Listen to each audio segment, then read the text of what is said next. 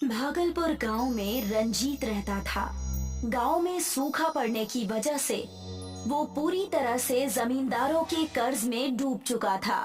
पूरे गांव से रंजीत कर्जदार हो गया था। अनपढ़ और नाकामयाब होने की वजह से रंजीत शहर जाकर गांव वालों से छुपकर भीख मांगकर अपना गुजारा करता था। अपने गांव से निकलते ही भिखारी के वेश में आकर वो शहर चला जाता। भगवान के नाम पर दे दो बेटा, बहुत बूढ़ा हो गया हूँ, गरीब भी हूँ। ठीक ठाक तो दिख रहे हो, जाकर काम क्यों नहीं कर लेते? बेटी अगर कुछ देना है तो दो, वरना रास्ता नापो। रंजीत हमेशा ऐसा ही करता। हमेशा गांव से शहर आकर सड़कों और तरह तरह की जगहों पर भीख मांगता और अपने दिन की कमाई करके गांव चला जाता। जमींदार साहब, वो देखिए, वहाँ से रंजीत आ रहा है। उससे अपने खेत का ब्याज मांग लीजिए, वरना कल सुबह फिर से भाग जाएगा। तुमने सही कहा। अब तो ये मेरे सोने के बाद गांव आता है और मेरे उठने से पहले गायब हो जाता है।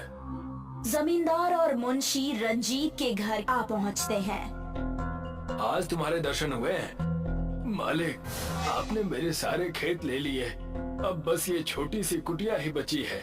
आप इसे भी हथियाना चाहते हैं? तुम ब्याज नहीं भरोगे तो हम सब ले लेंगे, इस घर को भी।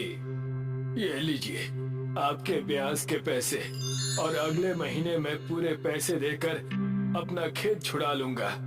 रंजीत के हाथ में पैसे देखकर दोनों भौचक्के रह गए।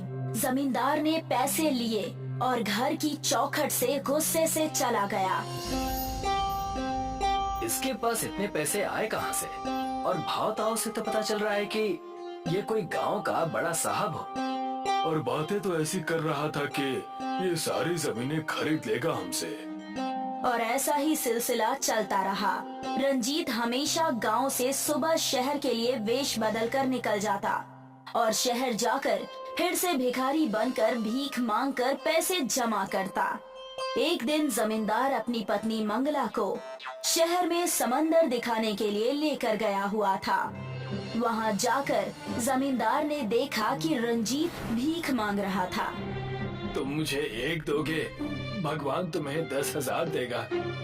अच्छा, तो ये है तुम्हारा नया खेल। गांव में बड़े ठाट बाट से घूमते हो और यहाँ आकर भीख मांगते हो। कृपा करें मालिक, कृपा करें, ऐसा ना करें। मैं ये बस अपना घर चलाने के लिए करता हूँ। मैंने आपके पूरे पैसे इकट्ठे कर लिए हैं और मैं जल्द से जल्द आपके पास आने ही वाला था। तुम बस गांव चलो और वहाँ चलकर देखना, तुम्हारा रहना दुश्वार हो जाएगा। जमींदार और मुंशी ने मिलकर पूरे गांव वालों को ये बात बता दी। रंजीत जहाँ कहीं भी जाता, लोग उसे भिखारी कहकर शर्मिंदा करते। अरे वो देखो, गांव के सबसे बड़े भिखारी गांव में आ रहे हैं। हाँ हाँ, जल्दी से जेब से चिल्लर निकालो, इन्हें भीख भी तो देनी है हमें। पूरे गांव से रंजीत अपने भिखारी होने के ताने सुन सुनकर थक हार कर परेशान होकर भागलपुर गांव छोड़कर चला जाता है। उस जमींदार ने मेरी जमीन ले ली, मेरा घर ले लिया, मेरा सब कुछ खत्म हो गया। भगवान ने अनाथ भेजा था। आज इस उम्र में भी मैं अकेला ही हूँ। इस जीवन में रोने से अच्छा है कि मैं ये जीवन ही त्याग दूं। रंजीत ऊंचे पहाड़ पर चढ़कर गहरी सोच में पड़ा ही था। वहाँ पर एक तपस्वी साधु तपस्या में लीन थे और उनकी आँख खुल गई। उन्होंने देखा कि रंजीत उस पहाड़ की चोटी पर खड़ा है। तुम बहुत परेशान लग रहे हो बालक, क्या समस्या है? और यहाँ इस चोटी पर सालों से कोई नहीं आया, तुम यहाँ क्यों आए हो? मैं क्या बताऊं, मेरी जिंदगी यहाँ पहाड़ से, इस खाई से भी ज्यादा गहरी और बेकार है। रंजीत अपनी सारी बातें उस तपस्वी साधु को बताता है।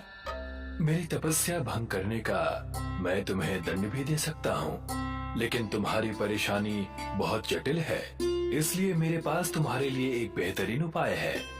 तपस्वी साधु ने अपने कमंडल से पानी का जल निकालकर रंजीत के ऊपर छिड़क दिया रंजीत ने जैसे ही आंखें बंद की, रंजीत के ऊपर एक बड़ी सी रोशनी आ गई और रंजीत अपने भिखारी के वेश में आ गया।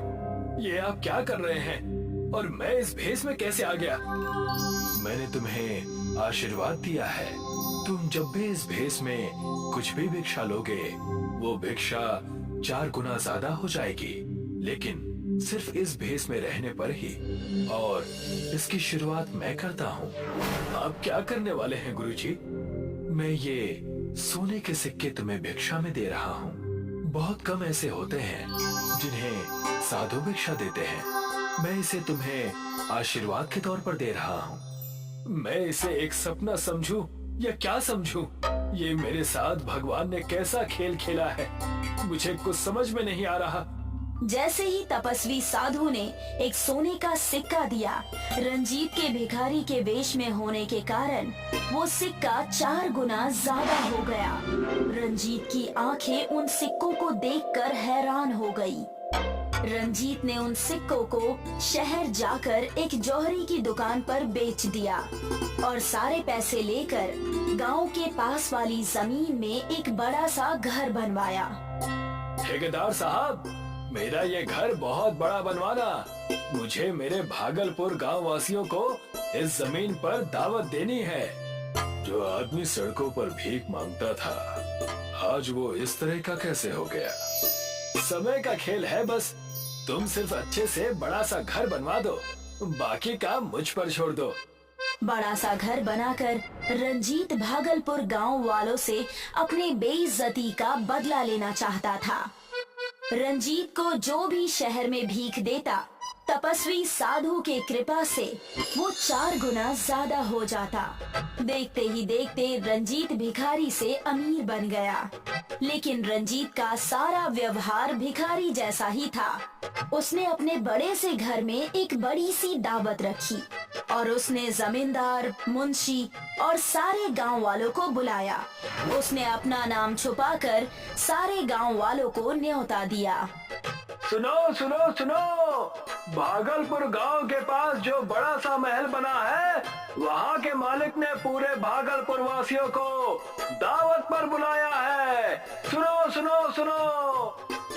जमींदार साहब, मैंने अंदर जाकर उस महल को देखा। वो बहुत बड़ा महल है, हमें चलना चाहिए।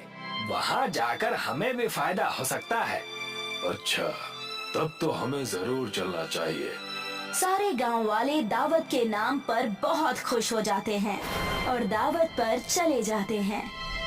उस दावत में रंजीत अपने भिखारी के वेश में ही होता है। उसे वहाँ देखकर जमींदार और मुंशी कहते हैं, तुम यहाँ भी आ गए? घर बसा नहीं कि भिखारी पहले ही आना शुरू? आने दो मालिक, आने दो। अच्छी भीख मिल जाएगी ना यहाँ पर। जमींदार और मुंशी की बात सुनकर वहाँ पर ठेकेदार आ जाता है और वो कहने लगता है, जिसे आप भिखारी समझ रहे हैं, ये बड़ा सा महल उनका ही है। ये क्या बकवास है? ठेकेदार, तुम होश में तो हो? मैं सच कह रहा हूँ, ये महल मैंने ही बनाया है और ये रंजीत जी का ही महल है। लेकिन ऐसे कैसे? ये तो शहर में भीख मांगा करता था और आज इतने बड़े महल का मालिक रंजीत कैसे हो गया? तब वहाँ रंजीत कहता है, मैं तो बस अपने हालातों की वजह से भीख मांगा करता था, लेकिन आप सब अपने कर्मों से मांग रहे हैं। सब कुछ होते हुए भी तुम्हारे पास कुछ नहीं है। मेरे पास कुछ ना होकर भी अब सब कुछ है। रंजीत की बात सुनकर दोनों बहुत उदास हुए और सारे गांव वाले शर्मिंदा हो गए और रंजीत से माफी मांगने लगे। लेकिन उसके बाद भी रंजीत शहर जाकर भीख मांगकर अपनी जिंदगी जीता था।